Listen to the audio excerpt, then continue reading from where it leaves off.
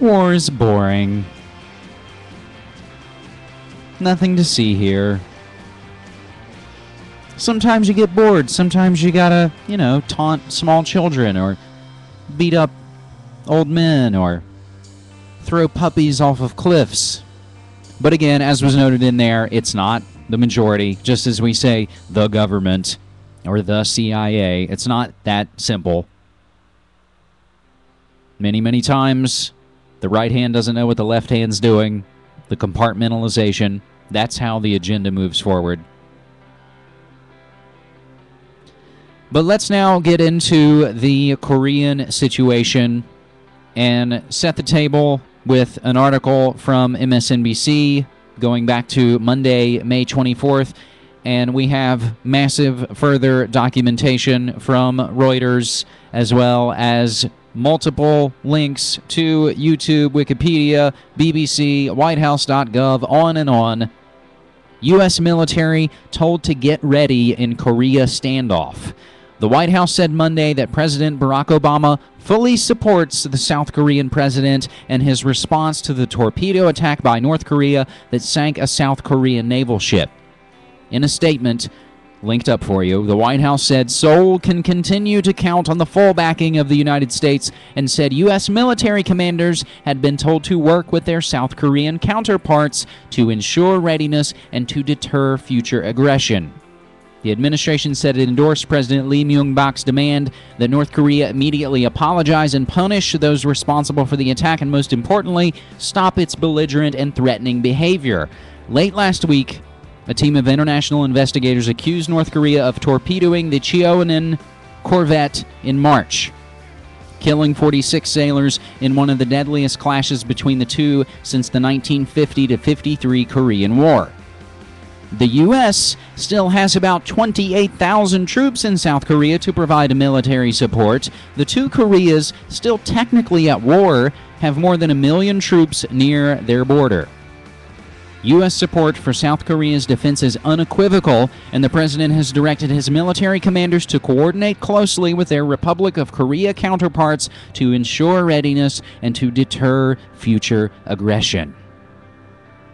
Now, of course, Hillary Clinton was trotted out by the global elite with the task in hand, and that would be a provocateur war or the threataganda of possible war with the authoritarian state of North Korea. The rhetoric temperatures continuing to rise in the wake of the sinking of a South Korean warship in March.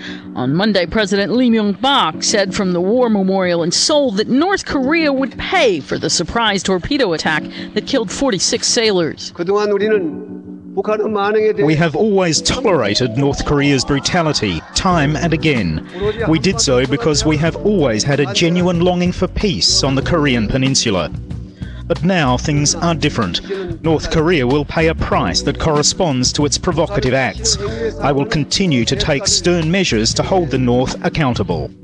Lee demanded an apology from Pyongyang for the downing of the Cheonan. He also declared South Korea would bring the matter before the UN Security Council, claiming his government has gotten full support from many countries around the world for its position. The U.S., a close ally, certainly remains in Seoul's corner. The White House has issued a statement, and Secretary of State Hillary Rodham Clinton spoke out during a visit to North Korean ally China, where she saw President Hu Jintao. Clinton called the situation a serious challenge.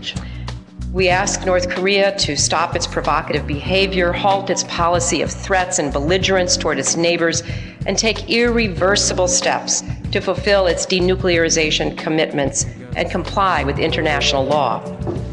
Back in Seoul, officials Monday announced Pyongyang's cargo ships would be barred from the South's waters, although a joint factory park in the North Korean border town of Kaesong would stay open, at least for now.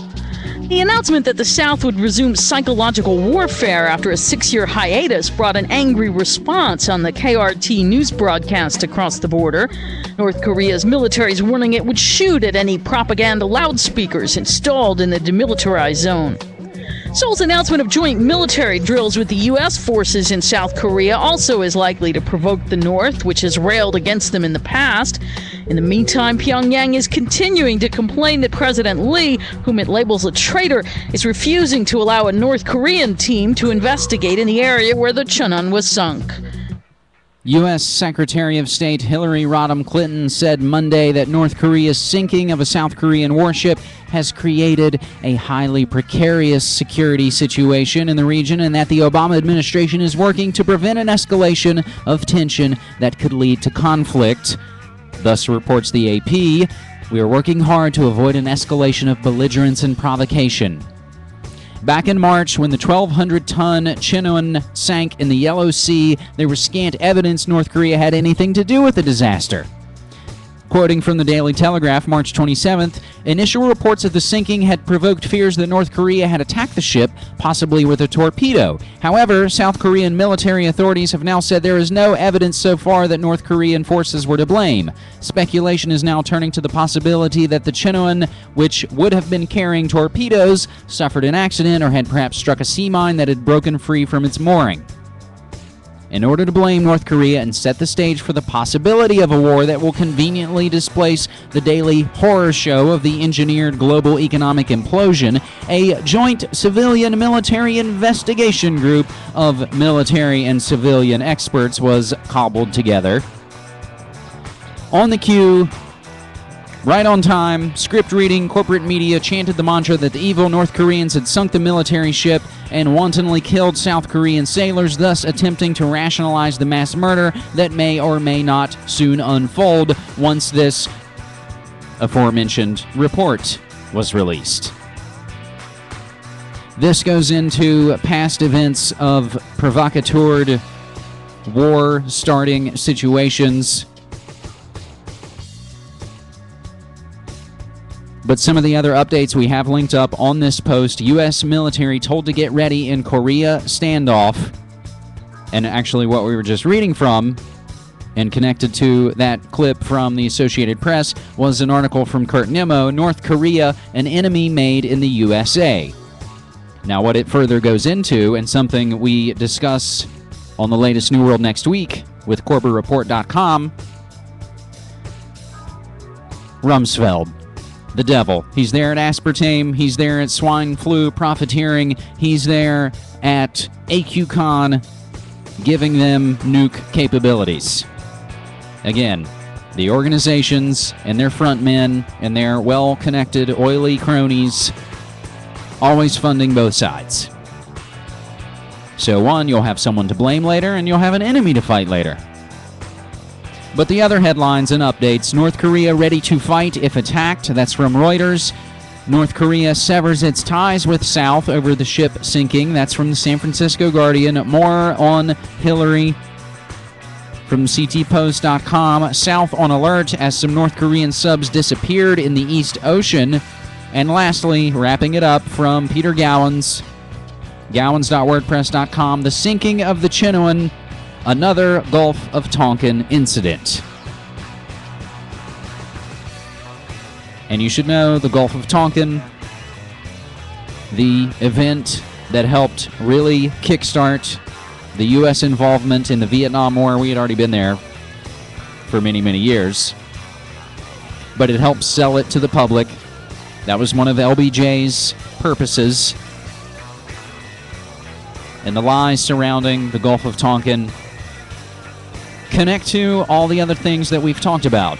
And we recently had that video from CorbettReport.com, When False Flags Don't Fly Anymore, going over the fact that most wars seem to be kickstarted by some false flag catastrophic event engineered, made to happen on purpose or let happen on purpose. Whether it's Nero fiddling, or Hitler and the Reichstag, or the Gleiwitz incident, or 9/11, or 7/7, or any of these events that on a somewhat smaller level, again, will help sell body scanners in the airports, the military performing routine law enforcement on our city streets, all becoming acclimated to all of this. All of this, my friends.